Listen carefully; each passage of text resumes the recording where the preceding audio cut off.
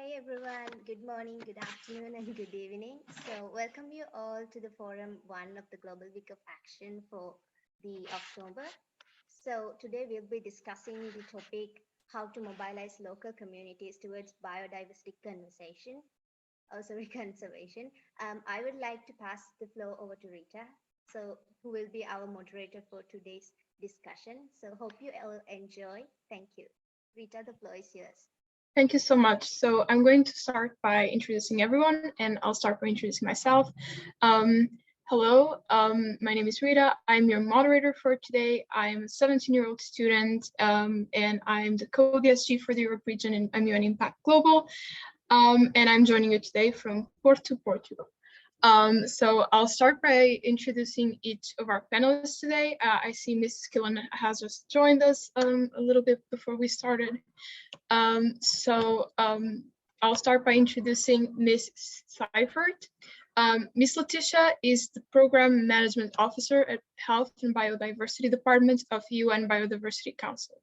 She has long-term experience working in France, India, Thailand, USA, Switzerland, Canada, in international cooperation and its external relations with a focus on global health and environmental governance. She also worked with UNOPS, being a partnership analyst and driving its mission to set partnership with World Bank, Pan American Health Organization, Inter-American Health Organization, as well as contributed to spread out the message of building a global health initiative that will drive innovation to end pandemics and promote access to the best health solutions throughout the last 6 years continuously across the high-level platforms, major global health conferences, World Health Assembly, UN General Assembly, G7, G20, etc.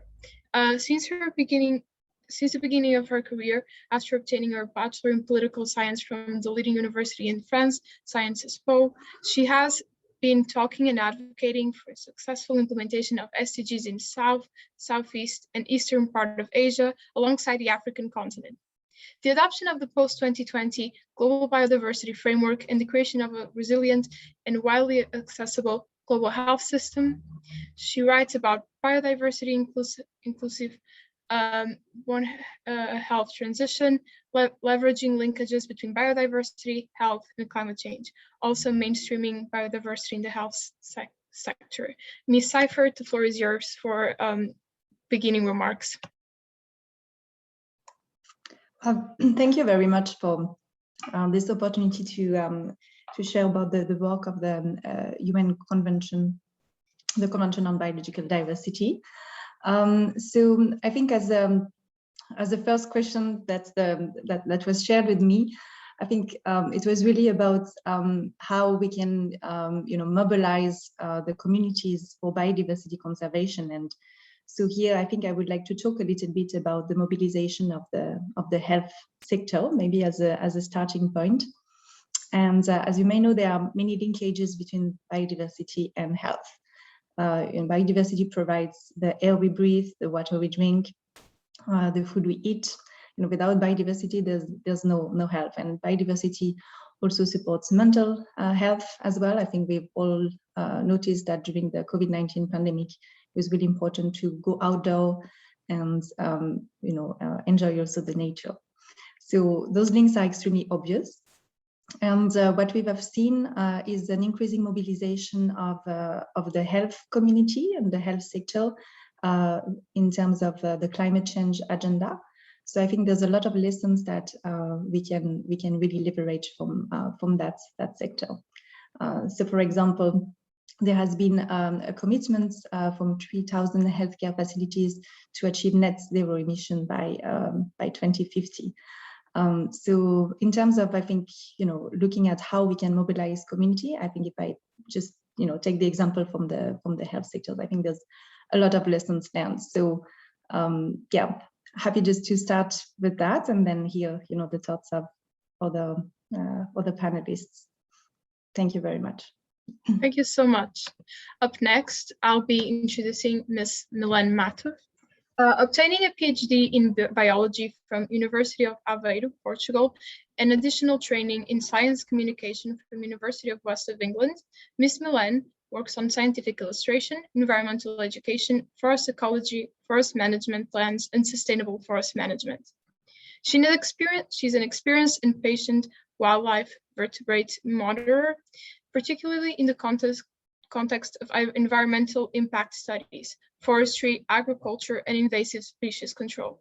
She also worked as a postdoctoral researcher at the Wildlife Research Unit of the Department of Biology at University of Aveiro for 6 years. At that time, she devoted herself to science communication and promotion of scientific, cultural, and natural values, particularly in Bussaco National Forest, where she created and coordinated the education department for 3 years. She currently coordinates nature conservation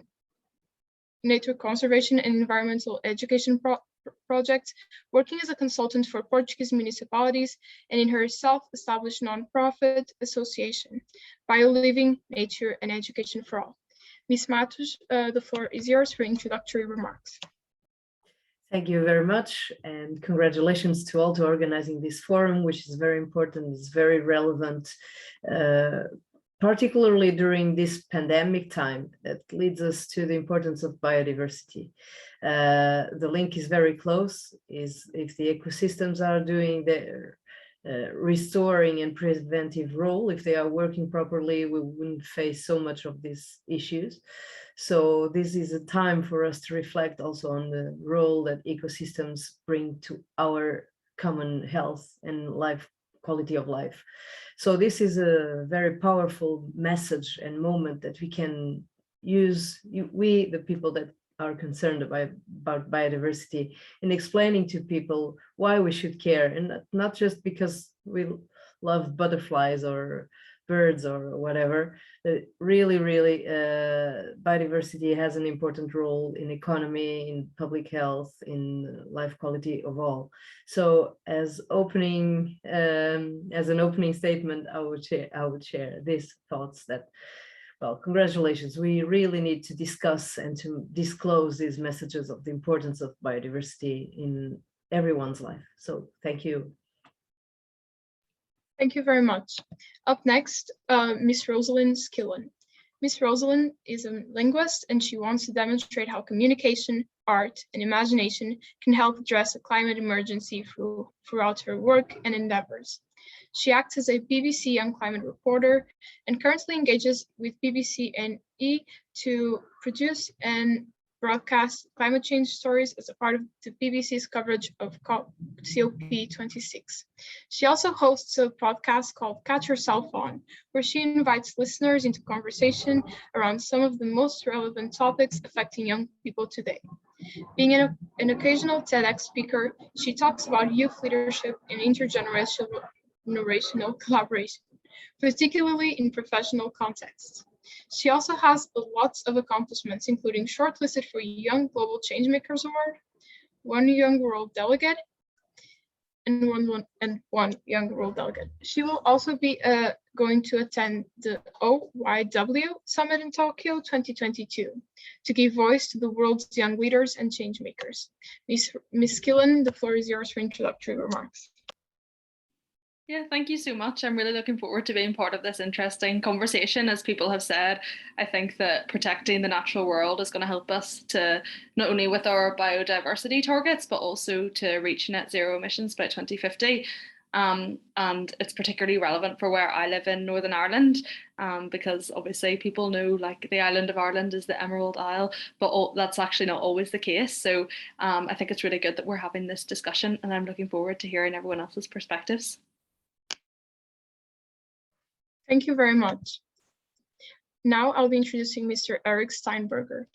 Mr. Eric Steinberger is the CEO and founding director of Climate Science, where free, science-backed, yet engaging educational resources on solutions to climate change have been created by 1,100 volunteers in order to help people get started with real long-term solutions to climate change and working with communities and schools globally. During the last 5 years, you received lucrative opportunities to work at the University of Luxembourg, then TU Vienna, then MIT, and then Facebook AY.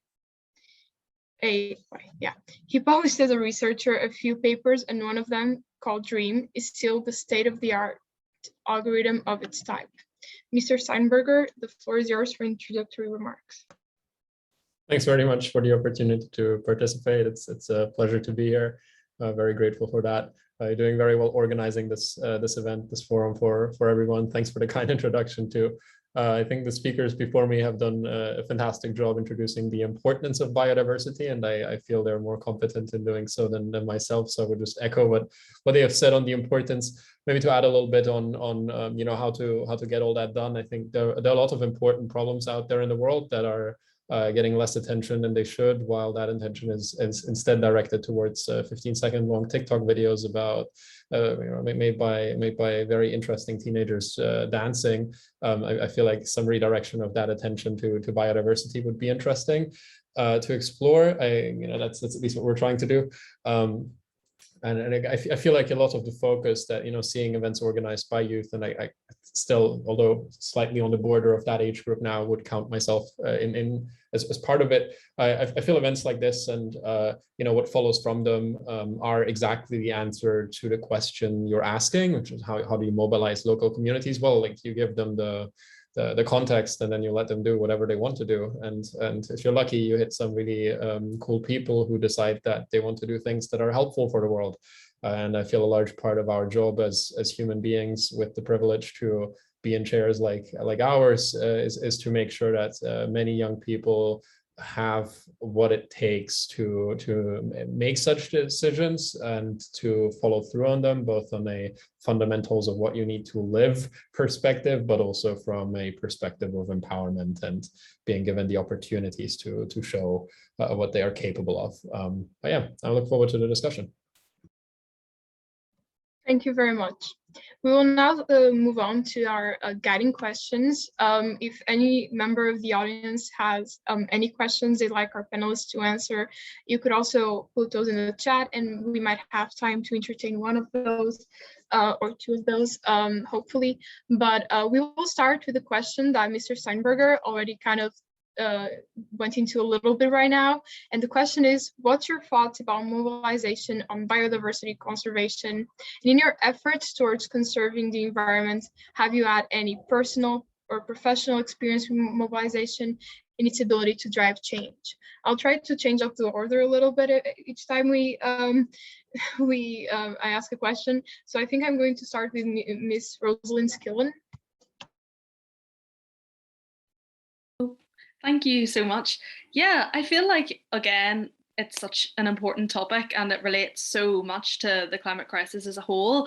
And I think we have so many nature-based solutions, and we're coming out with all these like technological innovations, which are so brilliant. But as well, it's just so important to look at what's already there, like planting trees. In the case of Northern Ireland, for example, the experience I was going to draw on is that we are looking into restoring peat bogs. So peat bogs are massive carbon sinks, and it's such a striking example of what we can already do. And I think that's like what I've been learning recently. It's like, look at the solutions that are already there, and ask the people on the ground in the local communities to get involved in that and to really drive the change and lead it. And I think a massive problem with a lot of conservation comes with funding, because I think people aren't looking long term, especially with like the agricultural industry here, for example. Some of the projects are not seen as like agricultural value. So I think that's something that we need to tackle, and that's a challenge. And I think there still needs to be work to be done in terms of incentivizing local communities and farmers, for example, through public funding. I know that there's massive like global trends at the minute with rewilding and things like that. And I think there needs to be more public goods and funding to be able to empower people to do these projects. I think we need to see more government support when it comes to that. Yeah, well said. Thank you so much. So same question now directed at Ms. Seifert. Well, thank you very much, and I fully agree with what Rosalind pointed out. And maybe another aspect about mobilizing communities is also really to, explaining how biodiversity loss or how climate change is going to affect, their own health, well-being, and livelihood. So it's really about shaping a narrative and translating, those global trends in actually how this is going to affect the day of everybody. For example, if you reduce air pollution and greenhouse gases emission, we could actually avert 80% of the diseases which are actually related to air pollution. So that is something very tangible. And I think this is in the example of the health sector, coming back to my first one, something that the health community has been able to leverage to say, actually, this is the bill the price actually that's the doctors and the health communities are actually also paying for actually curing and treating the people who are suffering from diseases which are directly coming as an impact from climate change, or also to some extent biodiversity loss and all those environmental crises. So I think shaping this narrative is going to be extremely important in mobilizing communities. What does that actually mean in our daily life? So yeah, I think that's really important when also as a youth you start about you think about engagement strategies within your own community. Yeah. Absolutely. Thank you so much. So I'll now pass the floor to Ms. Matos. Hi, hello. Well, I agree with the previous panelists, and funding is extremely important, and the alignment between the central government's policies and the local policies. But I would like to add a word of hope. Here in Portugal, we have seen some major impressive changes in communities without any kind of environmental tradition. I can give you an example of the municipality for which I work the most. Lousada is it's in northern Portugal. They had zero tradition, and now in 5 years' time we count with over 7,000 volunteers, and this is really impressive. And how was this done? It has nothing to do with large policies, national policies. It has everything to do with proximity, and this is my word to answer this. That summarizes this first question. Proximity is crucial to mobilizing local communities. What I mean is that via the NGOs or via the local governors, the municipalities, for instance, it is possible to perform kind of miracles in what respects the engagement of the local communities. People have to follow someone.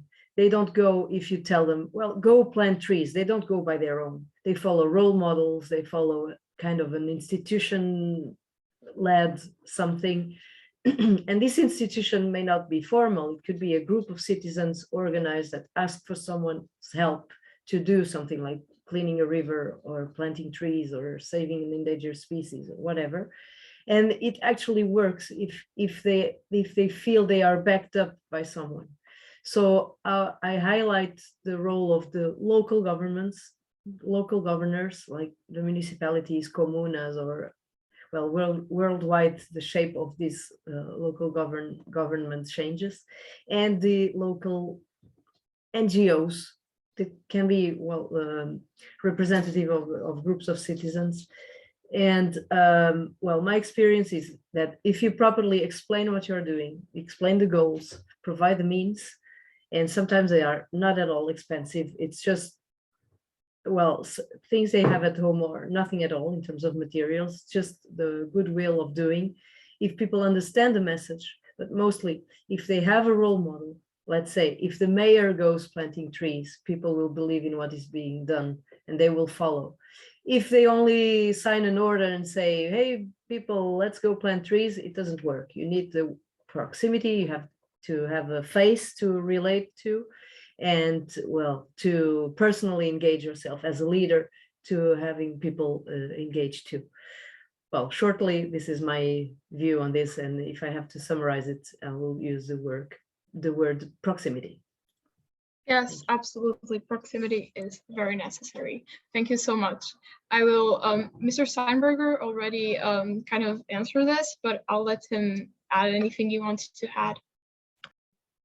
Yeah, of course, I agree with all the previous comments and answers to the question. I guess maybe to add to it, especially to the last point made by Milene, I feel like, there are lots of good organizations, NGOs, companies, governments, what else out there, who have strong leaders and people who follow, but the strongest organizations in the world make everyone feel like they're a leader, even the people who, who count as individual contributors in the company. Whether you're like low-level management, whether you're just joined 2 months ago, you'll have the opportunity to change something. And I think when it comes to movement building, when you're talking about how to mobilize groups, really the most important part is to silence that voice in your head that always speaks and never listens, and just try to see what the people who you're looking to mobilize want to do. Because if you're looking to mobilize them and they're looking to mobilize you, and like everyone wants to mobilize each other, we're like, this is where the 1 million NGOs with 100 Instagram followers come from, right? It's like everyone wants to have their own NGO and everyone wants to blah. And so that, you have that side of it, and then that shows everyone wants to be a leader, right? But if you can find a way to bring people together under one cause and all walk in the direction of the same goal, you need that teamwork to get the job done. Otherwise, you're just not going to do it, because alone you can't do anything in these days. Maybe if you can manage to make everyone feel like a leader, they won't need to start their own NGOs with 3 people, but instead can all work on a common cause together, because they still feel like they're not just someone's gear in a big machine that they have no influence on. They can really change things when they have good ideas, and when they bring the initiative. They feel like it's theirs. It's a feeling of ownership.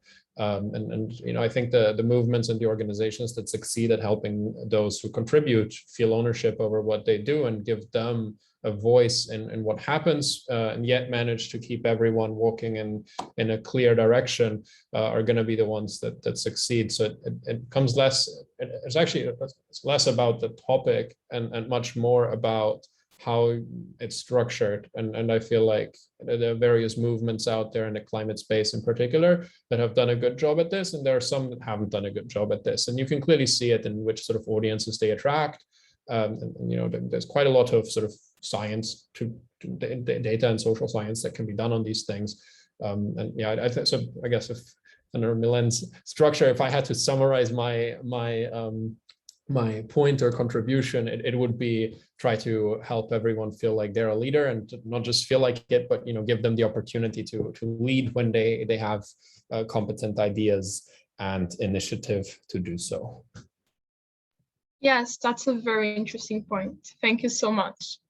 Our next question is, we have seen community efforts and indigenous involvement, such as the Chipko movement in India, being successful in the past. What role do indigenous communities play in driving conservation efforts through mobilization? I will start by giving the floor to Ms. Seifert. So indigenous peoples and local communities really play a key role in biodiversity conservation. There's nearly a quarter of the Earth's surface and the vast ocean areas, which are managed by indigenous people and local communities. So we also call this group IPLCs, also in terms of an acronym. And so those areas, they actually hold 80% of the Earth biodiversity. And so indigenous people and local communities, IPLCs, they will have an intrinsic and dynamic relationship with nature, and the principles really that underpin the systems of living of indigenous peoples are really fundamental and for the protection of ecosystems, species, and genetic diversity. So we really have a lot to learn from IPLCs. And so within the Convention on Biological Diversity, there's a mechanism, so that's an ad hoc open-ended working group on Article 8G and related provisions of the Convention, which really enable the full and inclusive participation of indigenous peoples and local communities to the negotiations of the Convention. So it's really extremely important that we learn, and we learn from their traditional knowledge, for example, in the field of health also, that can include traditional medicine, and that they're really fully embedded and included in negotiation processes. And so, for example, as you may know, the Convention on Biological Diversity is developing what is called the post-2020 Global Biodiversity Framework, which will be the next 10 years targets for biodiversity. And so as part of the process, there's there's really a wide range of stakeholders that are involved, and of course IPLCs play a very important role. So it's kind of a no-brainer that IPLCs are really a stakeholder that we should be looking at, and they've been managing biodiversity and really have a lot of best practices that we all need to learn from. So yeah, it's how we can really involve them in processes, and how in terms of community engagement you can really leverage them as key stakeholders. So yes, that's what I would say, maybe to start with as an introduction, to this question. Thank you. I will now hand the floor over to Mr. Steinberger. It's like, what role do Indigenous communities play? I feel like not enough of a role right now, and they should be invited to play a much bigger role, I guess, would be my way to phrase the sort of answer to this. I guess that, in a way, there's the two sides to involving Indigenous communities. I think in a lot of cases, when it comes to conservation, it's done in a sort of typical science way, where we go in and we analyze stuff, and then we're like, okay, right, this is what the soil's like over there. This is what the animals of ecosystem, local ecosystem looks like. This is what we should do here or there. But sure, that works, but like there are also people who just know this stuff. So you might as well ask them. But that's not always available. When that is available, you might as well just ask them.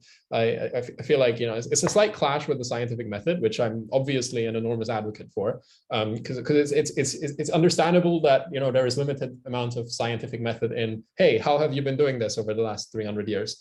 But then again, like that is useful information too. So I don't know. Maybe this is not my specialty specialty field of competence. So I want to not say too much on this, and rather leave the time and space for others to do so. But wherever remotely useful, like why wouldn't you ask the person who already knows, would be my answer to anything involving the word Indigenous. Where that is, I don't know. But those folks who do should probably ask the people who are. Thank you so much. Yeah, that's true. So I'll hand the floor over now to Ms. Gillen right now. Thank you. Yeah, no, just to really echo what the others were saying, I totally agree. And that resonates so deeply. I think it's really interesting looking forward to COP26, which is happening next week, because I know that there's a lot of Indigenous peoples who won't be able to get there. And I think that's a real concern that their voices won't be heard. So I think there's a massive responsibility for people who are going, and people like myself from the global north, to really step down and listen, as Eric was saying earlier, listen to those voices in those communities and make sure that their views are represented in whatever way we can. And that is a massive challenge, especially with the COVID-19 pandemic. But I think even the fact that we're having this conversation is really, really good, and people are actively thinking about it and how they can involve Indigenous peoples in the decision making, make sure they get a seat at the table, because from what I understand, everyone seems to be in agreement that it's really, really important. It's a really easy question to answer from that regard, but obviously it is a challenge, but where there is challenge, there is opportunity as well. Thank you so much. Yes, that's absolutely true. To wrap up this question, I will now hand the floor over to Ms. Match. Thank you. Eric before said a very important thing about having people feeling empowered, or they can also be some kind of community leader. This is really important, and this connects to this question of what the role that local communities can have in protecting biodiversity. Their role is actually crucial. And from my experience, for instance, here in communities that are poor and not so scientifically equipped to do stuff, it's really important to have someone having the science backing up the actions that are led by the community. So we have to, again, engage them, listen to them, translate what are their thoughts into science, and then teach them on how to act locally. And well, this process is really complex, and you need, again, to have that trust relationship built on the proximity I was speaking about before.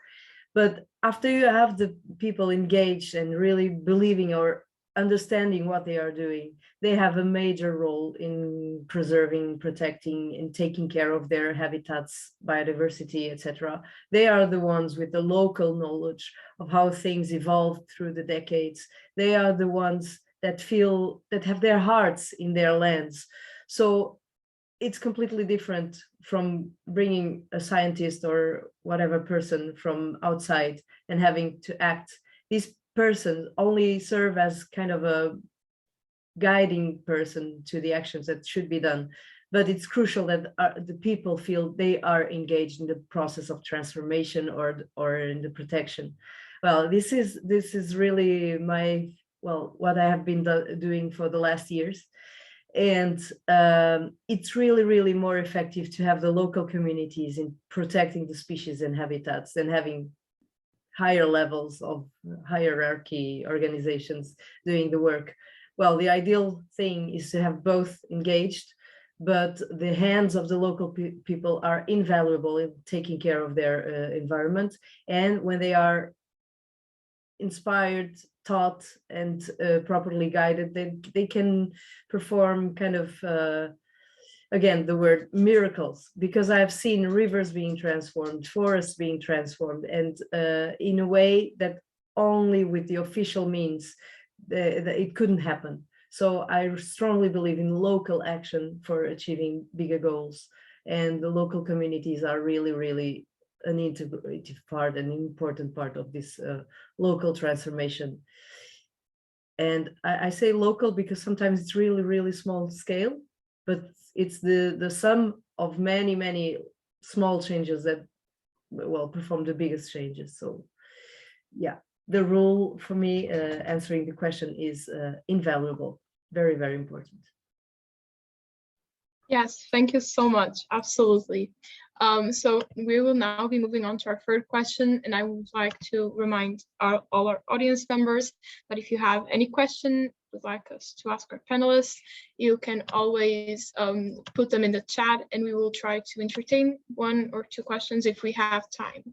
So very quickly, our third question is, in your experience, have there been instances where small initiatives at the community level have helped drive big change in conservation efforts and mindset?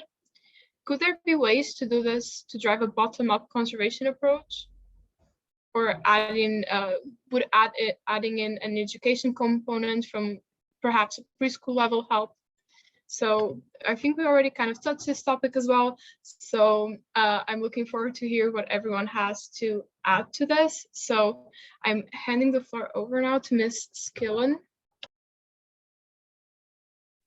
Thank you. Yeah, I think that one of a really good way to do this is through collaboration, because I think we've all sort of touched on this idea that collaboration leads to innovation. And I think when it comes to conservation efforts and even transforming mindsets and mentalities and perspectives, I think that collaboration is so important for that, because everyone brings a different skill set, particularly with conservation approaches. Like there's going to be Indigenous peoples who are at the forefront, and then maybe people like sharing petitions and organizations giving funding and NGOs. Like I think that's where the magic happens in a lot of cases as well. But I do think that there's massive opportunity in small initiatives to grow, and we've seen that so much, like in my own country, in places across the world. And I think that if that is a mindset thing sometimes, where you think like small, you can't make a difference, but I don't agree with that at all. I think that, yeah, that small opportunity, there is an opportunity to drive big change as well. But I think that bottom up approach is really important, and people are sort of like trying to mobilize a bit more around that. But for me, when it comes to this, collaboration definitely leads to innovation. Yes, thank you so much. I'll now be handing over the floor to Ms. Matos. Yes, the question, if there are some examples of small initiatives that could reach upper levels of, well, conservation efforts, I can provide you many examples, but I'm just going to talk about one. Well, a group of students actually here in Portugal, mobilized to, well, collecting information and having a citizen science project on an endangered species, that is the European stag beetle. And by protecting this species, we also protect our native forests. Well, and it started with a group of students. They aggregated NGOs, municipalities, official support from our National Institute of Forest and Conservation. And now actual national-wide conservation legislation is en route.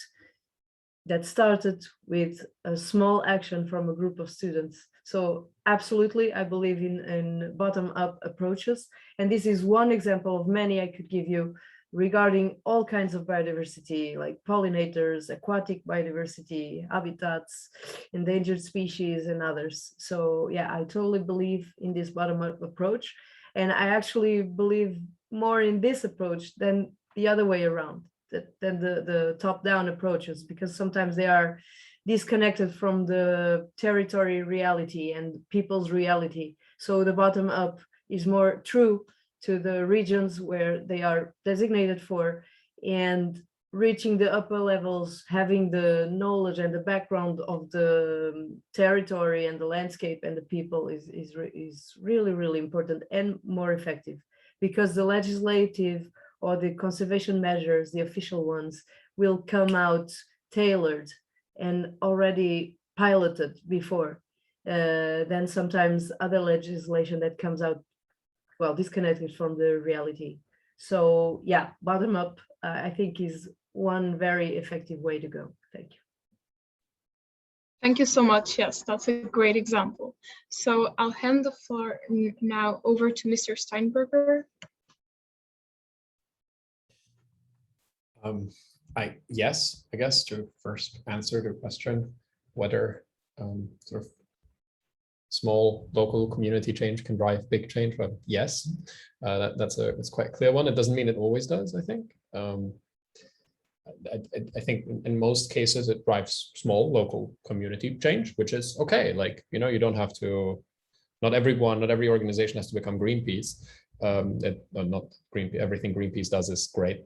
But you know, in terms of scale, not in terms of what they do, very pro-nuclear. Anyway, the point is, I think when we ask questions like that, we're almost asking, like, can a group of 4 people from community XYZ do the job of a multinational, many million funded organization? And the answer is, like, very rarely, but sometimes, mostly because the large overfunded organizations aren't doing a great job a lot of the time, but usually no, and that's okay. So I feel like the question of, like, you know, can we drive big change is not necessarily the right question, to be honest, because I feel like you don't have to. What you have to do as a small community is to make your community successful in whatever way you're trying to do so. So if you're a local community-based conservation organization, your job is to make your community do quite well on conservation. And if you did that well, and you even help, like, you know, 2 neighboring communities, if it's localized, or if it's a school, you know, like 2 other schools, or if it's a whatever, you get the idea,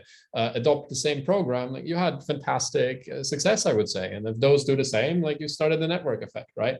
But I think every node in such a graph of connected small local communities is equally important, and we tend to overly focus on the first few. Like, you know, people like to attribute all the follow-on changes to themselves. If, like, someone were to start a local conservation initiative and 3 other groups copy that, and then 3 copy it from each of those, like, sure, the first one kind of led and spearheaded it, like, of course, but none of that would have happened without the local folks who followed the initiative. And so I feel like it's not necessarily the right question, because we're all just asking, like, the big change one is really just asking about starting those domino effect things, but those domino effects would not happen without the community scale impact, like, made by communities. So the much more important question, in my opinion, would be, can small or can local communities have drive big change on a local level? And the answer to that is yes, always, if they try hard and nobody really tries to block their way with unfair means or regulation that isn't planet friendly, which we all don't like. yeah, so to think that's good enough. You don't have to replace the big overfunded organizations with every single community effort you do. You're definitely doing enough for the world if you're doing your job in the community. Yes, of course. Thank you so much. I will now, to conclude this question, I will now hand the floor over to Ms. Seifert.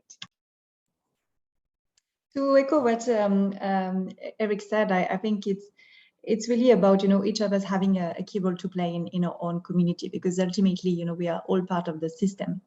So really like thinking how, as IPHCs, like you can contribute, but also like if I take the example of the health sector, at the climate COP21 in Paris, there was the first conference on climate change and health, and this was, I think, the beginning, and momentum was getting built up about how like climate change is impacting health. And now at COP26 there's going to be another conference on that, and there's been a letter that has been signed by 300 organizations representing 40 million doctors and health professionals that is being released for COP26, and really calling for leaders to make commitment for climate change, also considering the impact on health.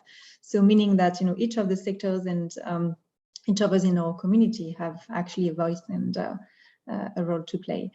And maybe now just coming back a little bit to the processes also at the CBD, we also have a caucus representing the Indigenous people and local communities, which is called the International Indigenous Forum on Biodiversity, IIFB.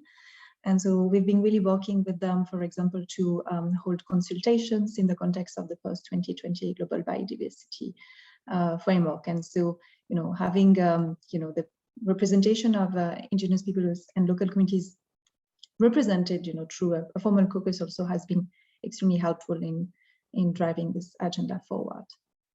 Yeah, thanks very much. Thank you so much. Yes, that's absolutely true. So for our concluding question, just from the ones we have here, the guiding questions, I remind everyone that now would be a great time if you have any questions that weren't asked to put those in the chat. If we have like an extra 5 minutes, I'll try to entertain one audience question. So our concluding question is, what takeaway message would you like to give to the participants of this discussion to drive mobilization in their own communities? How could they connect with the Indigenous communities to drive coupled efforts? And I guess also local communities. So I'll hand the floor over to Ms. Matos. Okay, thank you. Well, for these participants in this discussion, how to drive, well, there's not a simple and there's not a unique answer to this. You really, first, you need to know your community. Some communities are led by some kind of a local leader, others by the sense of community itself, others because they are motivated by a big threat or something that worries them all together. So there's not a simple action, but well, from my experience, I would bring back the word I used before, like proximity. So someone has to be in charge of the mobilization. It can be anyone. It can be it can be a young person. It can be anyone that they relate to, they trust in, and that works as a proximity person.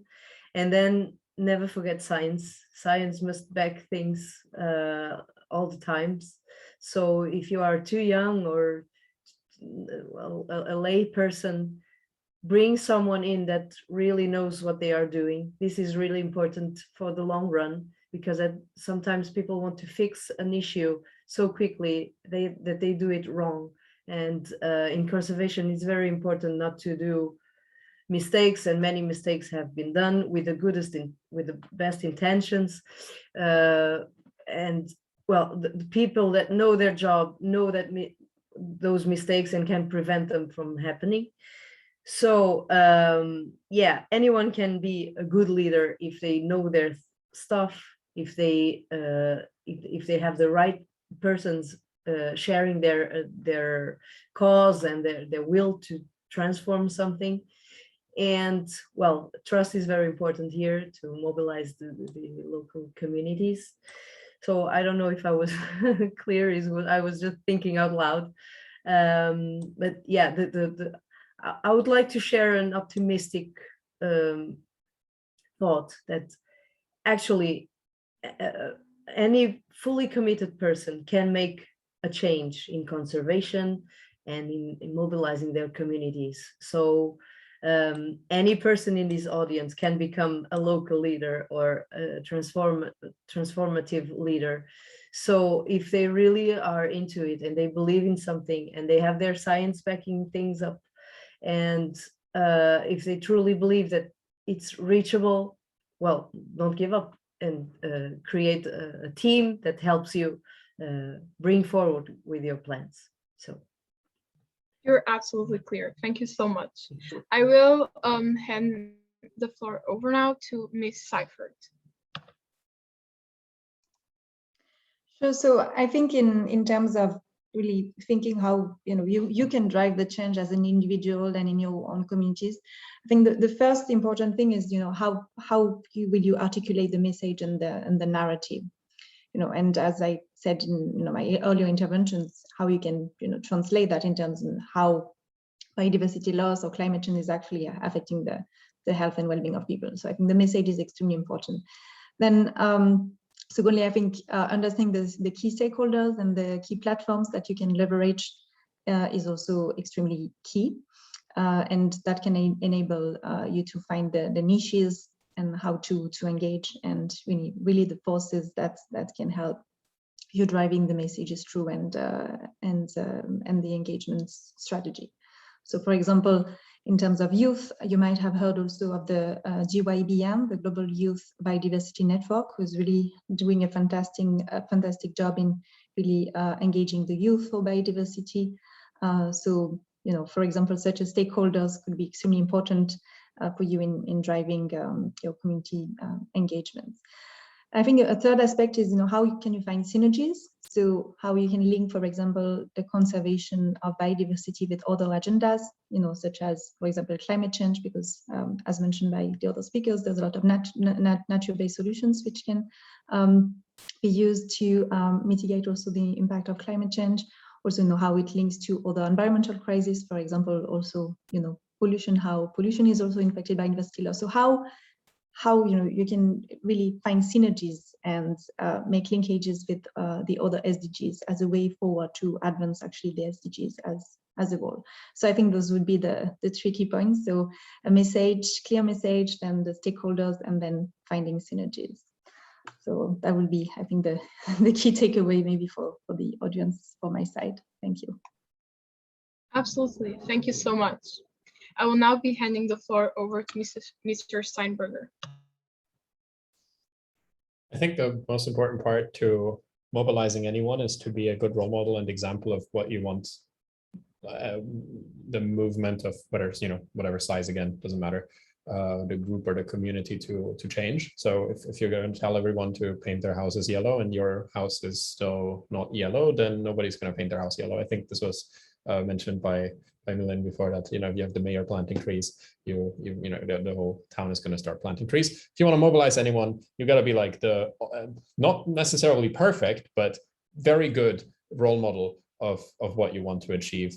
So if you want to mobilize your local community, try to first figure out what exactly it is that you want to mobilize them for, and then do that for a while. And after you've been doing that for a while, slowly start getting some folks along and show them what you've learned, and if they're open to learning, and if they're interested, they'll do the same. And it grows from there. You can't get from 0 to 100 in a day. Nothing amazing has ever been done in one day. But I think this is sort of general mindset that people overestimate what they can do in, say a day, a week, a month, even a year, but they underestimate what they can do in a few years or even a decade. We tend to not really understand that these things work non-linearly. So while your mobilizing might start with one person, namely yourself, for the first while, that's what makes it work in the end.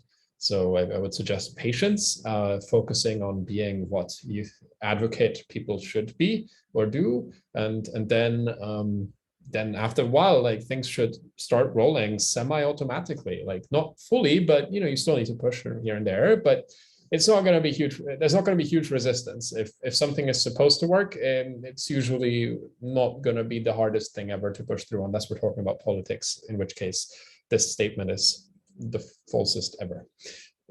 Everything is hard in politics. But yeah, I'll hand the word off to my co-panelists. Thank you so much. Yes, mobilization starts with ourselves. That's true. So to finish off this last question, I'll hand the floor over to Ms. Killen. Oh, thank you.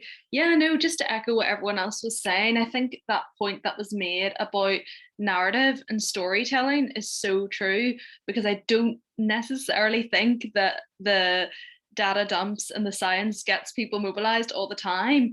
And I think it's so important, and it's so critical to our success, obviously. But I think finding a way to communicate the science and to communicate the urgency of the climate crisis in a way that's really creative and accessible to people will help get people mobilized as well in their communities.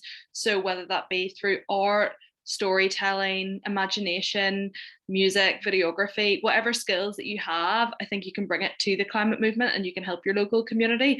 And obviously we talked a bit before about like knowledge sharing and gaining knowledge, because obviously to do conservation work you do need that background, but I think it's really important as well for the local community, whoever's getting involved. You can share the petition, you can tell people about it, you can make a video of it and document it as it's being done. So again, as was said earlier, it's like building that trust network of people to collaborate for conservation and bringing in the different stakeholders, the NGOs, the businesses, communities, all to partner together. And I think that note of trust and increasing the level of trust is so important as well. So I think it's just really like meeting people where they're at, understanding what your project will deliver value for them, and then communicating that on that basis. But I do think there's still quite a big problem in the environmental movement where things are communicated through quite a lot of like unfamiliar vocab and industry specific terminology. So I think the role of art and communication plays a really vital role in communicating that and mobilizing communities more generally. Yes, absolutely. Thank you so much. We have just concluded our guiding questions. I was hoping to entertain an audience question or two. However, we do not have time for that. So I will just move on, unfortunately. So first of all, I just want to thank everyone who sent their questions in the chat. Hopefully, we will have time for those questions in a future session. But right now, I will be moving on to closing remarks. So any last conclusion, tips, comments from the panelists, this is the time for that. So I'll start by handing the floor over to Ms. Seifert. So I see in the comments a lot of will to make change in your own communities, and as a youth, I think you are an extremely important stakeholder. And so I was referring, for example, to the work that DYBN is doing for biodiversity. So yeah, I think the message is really you can be an agent of change in your own community, and really the importance of finding synergies and finding like-minded professionals or like-minded youth who can really help you building this momentum. So really finding the networks, the key stakeholders, and then aligning your message and getting your voice out there. So it's really inspiring to see all the comments, and this discussion has been extremely enriching. So thanks a lot. And yeah, I guess it starts the fight and the commitment starts and continues, yeah, for each of us. Thanks very much.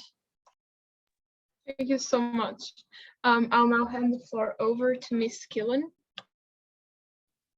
Thank you. Yeah, no, I guess that question about just not knowing where to start, it's so hard, isn't it? Because I feel like sometimes you can accumulate a lot of knowledge and then you don't know how to turn it into action. And I think once you start talking about it and joining local groups and joining communities, then you meet people and you can connect with people who are also interested in the same thing. And I think that's really powerful as well, because a lot of the time, if you're not like vocalizing or verbalizing your interest in conservation, biodiversity, the environmental movement in general, then maybe like by law of attraction, I don't know, the more you talk about it, the more people that will come into your life who are also interested, and the more opportunities you will find to be able to share your passion. So I would just say, like, keep educating yourself and reading and listening and attending things like this, but ultimately then finding out like what you're interested in, what your skill set is, and how you can channel that into climate action through community, because I think ultimately connecting with others and collaborating with them on this issue is so important, and that will get us to success, really, I think. But thank you so much for inviting me to be a part of the panel. It's been so great listening to everyone else's perspectives. I've learned so much, and I've really enjoyed this 60 minutes session. Thank you so much. I will now hand the floor over to Ms. Match. Well, I would like to say, and because this is a youth audience, that you know, the movement of the youth strikes for climate. Well, sometimes I've seen some manifestos and some programs of these strikes that are absolutely, and forgive me, but ridiculous. Like, I'll make a comparison with the labor market. If you ask your boss for a raise of 10 euros a month, he will say yes. But if you ask for a raise of 20 million a month, it's impossible, and they will consider you ridiculous. And sometimes what I see with the programs of youth is that they ask for absolutely unachievable things in the short run. So my message would be all the great and optimistic things that we already said, but also be realistic. Ask for realistic stuff. Know the stuff that is happening climate-wise.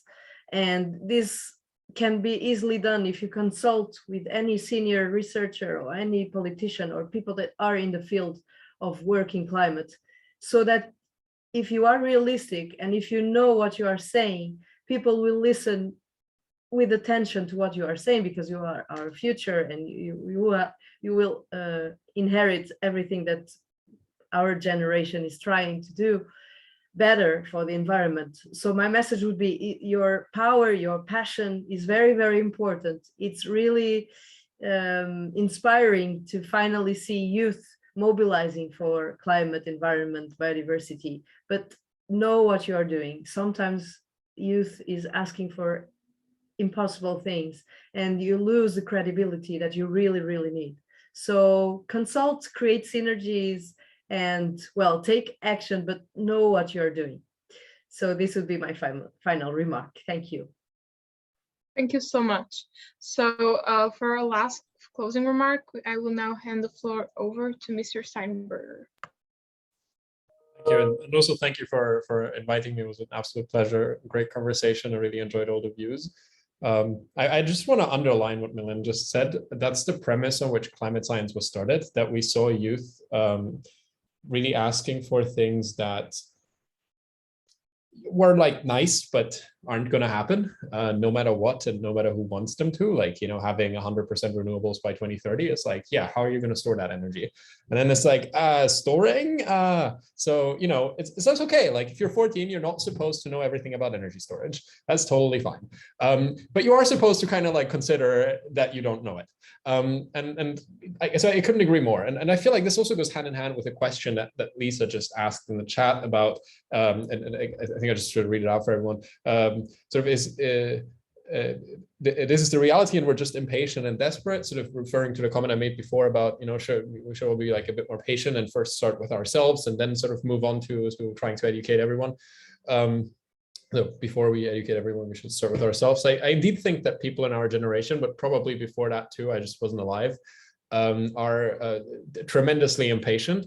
And I also believe, at least this is what I've observed in my own life and with my friends and colleagues, that the patient people succeed fast and impatient people fail faster.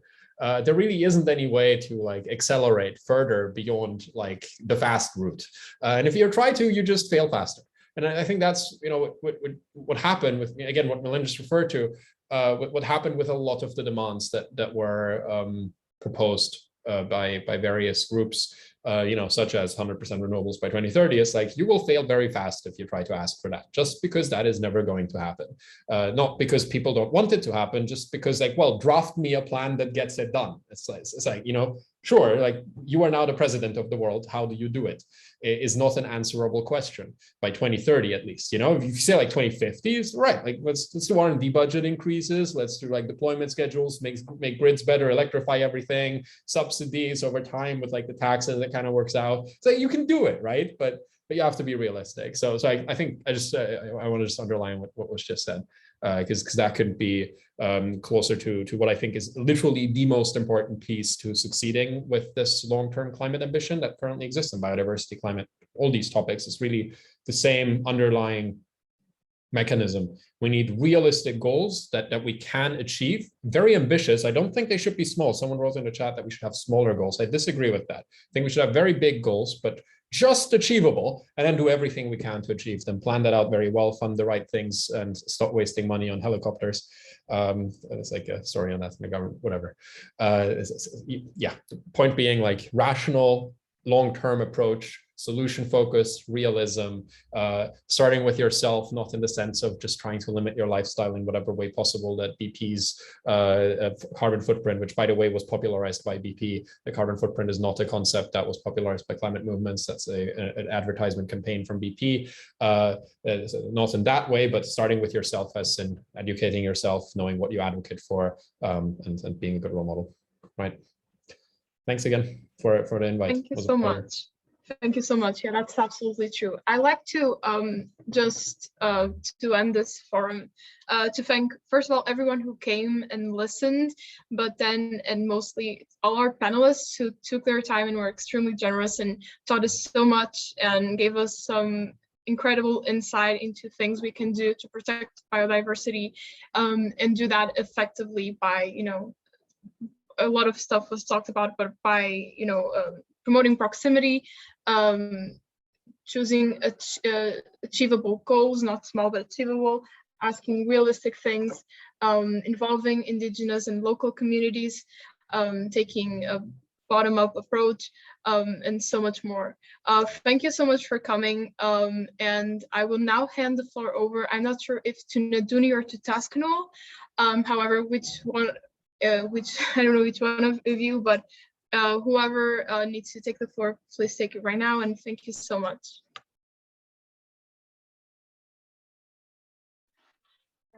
Thank you, Rita. So thank you all the panelists for that wonderful discussion, and thank you all for joining today's forum session. So before ending the session, I would like to give a quick announcement. So the sandbox session for the Global Week of Action will start tomorrow, 26th of October at 15 UTC. So all of you are more than welcome to join that session as well. So with that, we will be ending the session, and yeah, with the hope of meeting you all in the forum too. Have a nice day. Thank you. Thanks very much. Have a nice rest of the day. Have a nice day. Ms. Martin, do I close the room?